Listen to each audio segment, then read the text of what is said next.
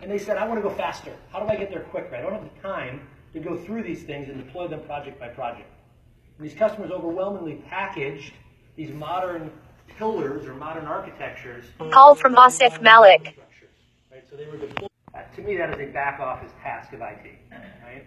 And if you can have a vendor and software automate a lot of that, why is that valuable? Is there really competitive advantage in doing that? The convergent hyperconverged. And these customers develop the on-ramp there quicker by deploying hyperconverged and converged. So the natural question is, where do you start? I mean, there's a lot of buzzwords. I just gave you about 45, right, in that opening slide, right? And, you know, a lot of CIOs looked at this in the study and they said, I want to start with the biggest return for the least amount of effort. Right? I mean, go look at the quadrant, right? You always have quadrant 1, 2, 3, 4. On the upper right is usually ones that have the biggest impact, they're the easiest to implement, and hopefully the lowest cost. This is an international data group, IDG, where it kind of looks at spend across all vendors. The biggest disruption in the last probably 5 years is, yes, converged and hyper-converged architectures, but it's the maturation towards all flash, right? And it's the maturation towards getting away from the days of managing RAIDs and LUNs and tiers and service levels, and getting away from these mega data centers filled with spinning, heat-producing mechanical media. It's a quick replatform, typically just a non-disruptive migration, especially if you're leveraging VMware, that delivers a ton of ROI, power, cooling, space, square footage efficiency, that changes the administrative paradigm from storage administrators to just delivering a constant diamond or platinum service level. It's fast, right? So you see this in kind of the data, and the cost curve is to the point now where we've really surpassed the economic statement where hybrid disk was always less expensive than flash disk or flash-based architectures for primary storage workloads.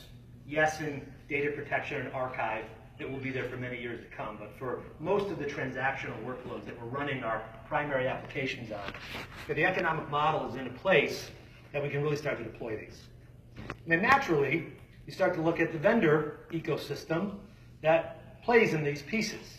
And Dell EMC saw this, right, about 5 years ago, and it really started to shift the R&D focus to the point where 85% of our high-end systems are shipping as all-flash solutions. 90% of our converged and hyper-converged systems are shipping as all-flash. And a lot of the R&D and innovation is happening there. And the market's rewarding us with share of wallet. Right? We kind of seem to have about 3 times the revenue share of some of the other vendors that are competing for this space. So the natural question is, well, why?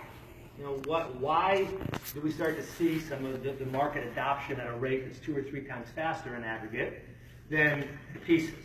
And it really starts with architecture, where we know flash will help us go faster, but how does it help us get smarter and create more business agility?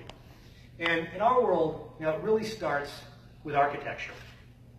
Deploying these newer, faster ways to deploy infrastructure on 20, 30, 40-year-old hardware designs, we don't think is the right way to capture the market.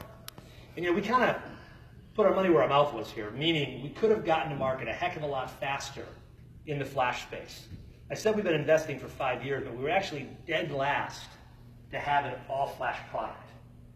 Right? We had every vendor in the marketplace beat it to the market for all-flash, because we were thinking about the long-term architectural implications here.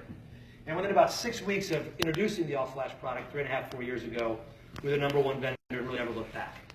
But we're reaping the rewards of those architecture decisions to this day.